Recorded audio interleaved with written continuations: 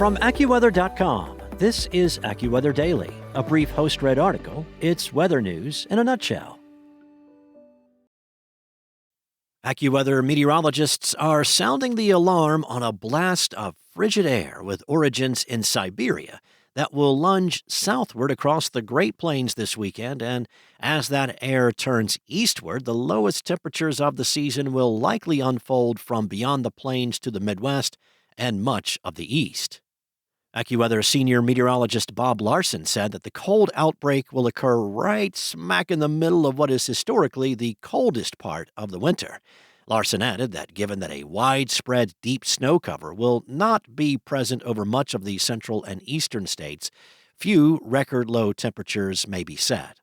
Conditions will still feel pretty harsh for many days compared to recent memory for this month, as the last significantly cold January for much of the region was back in 2022.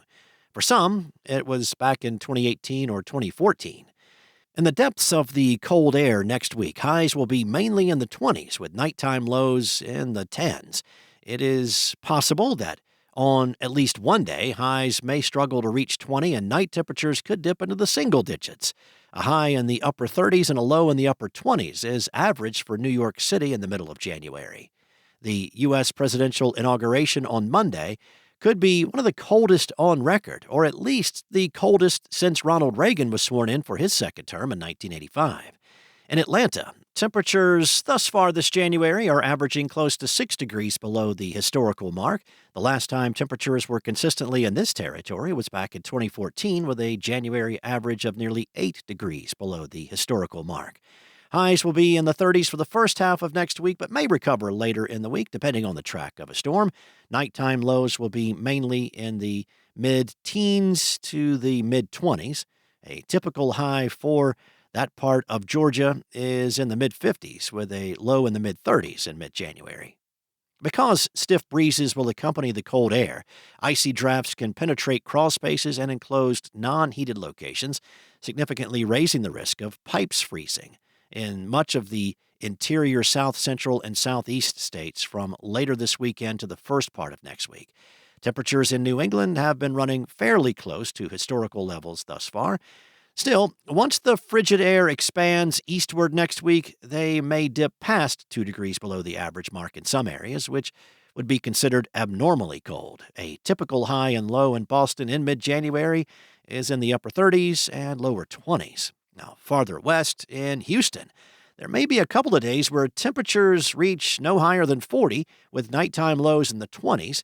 At this level, which is 20 to 25 degrees below historical averages, pipes in exposed or unheated areas may freeze and burst. Now, farther north in Chicago, at least one day is likely to bring temperatures no higher than the single digits.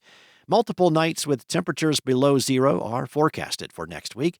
Chicago's historical average high and low are near 30 and 20. Minneapolis may struggle to reach zero on more than one day next week, with nighttime lows 10 to 15 degrees below average. A typical high is in the lower 20s, with a typical low near 10 in mid-January. Much of the Florida peninsula is likely to avoid the worst of the chill. Still, freezing temperatures are projected during the outbreak in central and south Florida. The dense, frigid air will race across the central states but spill over into the Appalachians in stages from this weekend to the middle of next week, rather than in one massive sweep. This activity will create enough of a breeze to be painful and dangerous when people are outside for extended periods of time and not properly dressed. AccuWeather real field temperatures will dip to 10 to 20 degrees lower than the actual temperature at times. The conditions will increase the risk of frostbite and hypothermia for some individuals. The core of the cold air and dangerously low real field temperatures will expand eastward next week. As the frigid air passes over open waters, ice will increase on rivers, ponds, and lakes.